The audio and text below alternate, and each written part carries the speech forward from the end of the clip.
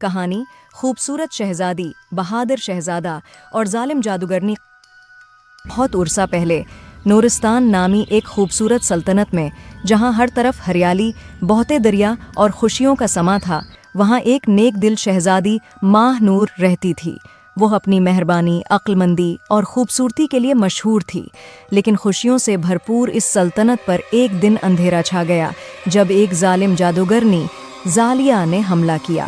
زالیہ، جو اپنی بدصورتی اور طاقت کے لیے جانی جاتی تھی، شہزادی سے بے حد حسد کرتی تھی۔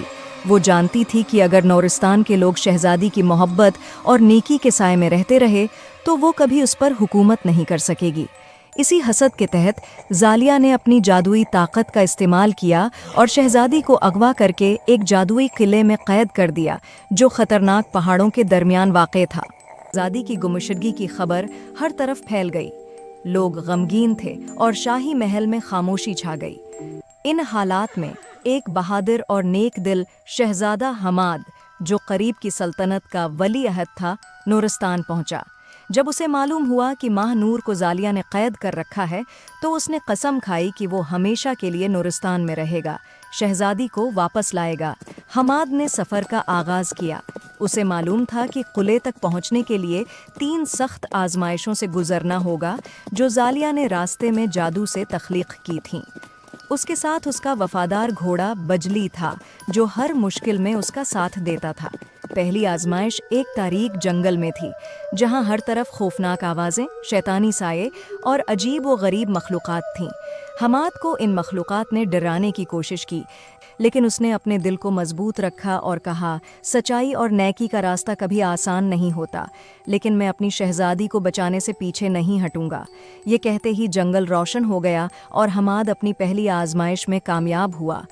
دوسری آزمائش، عقل کا امتحان۔ آگے ایک جادوئی پل تھا جو خود بخود غائب ہو جاتا تھا۔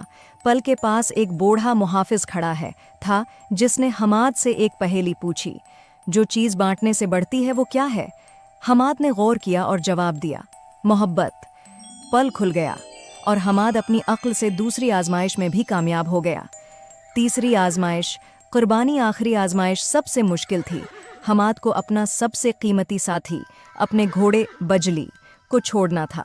قلعے کا دروازہ تبھی کھلتا جب وہ اپنی محبت کو قربان کرتا۔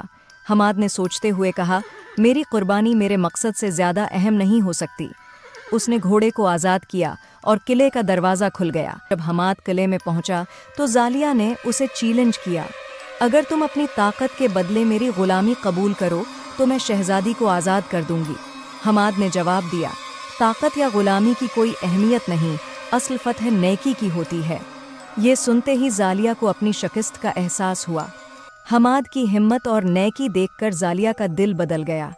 اس نے اپنا جادو چھوڑ دیا اور شہزادی کو آزاد کر دیا۔ ماہ نور اور حماد نورستان واپس لوٹے، جہاں ان کی شادی دھوم دھام سے ہوئی۔ زالیہ نے اپنی زندگی نیکی کے کاموں کے لیے وقف کر دی۔ سلطنت میں خوشیاں لوٹ آئیں اور سب نے مل کر جشن منایا۔